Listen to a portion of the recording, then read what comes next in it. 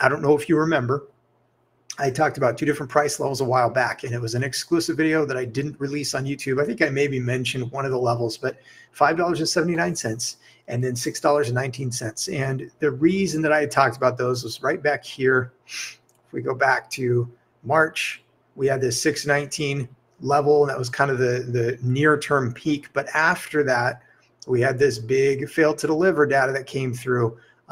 That was reported in late March. Now, it's hard to align these because of the delayed mechanism, and because I think there are a lot of games that can be played, so that we may not even see when these fails were really taking place. We just see when they're reported, and it's late.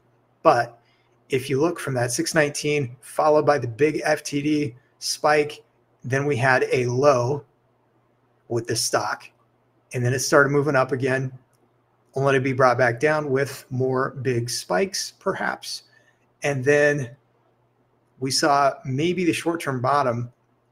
So the 619 levels, when I was watching, this is the other one, the 579 level, because of those recent kind of peaks. And so I was like, all right, what happens if we get there? Well, what happened is we shot right through once we got to 619. And now that we're back down underneath, I'm wondering, and so I'll try and look at both sides. If we see something bullish, then what we may get is after the election, after China comes out with stimulus and big money starts buying into Chinese stocks again, then maybe we see the stock price take off to the upside or start trending up in a clear fashion.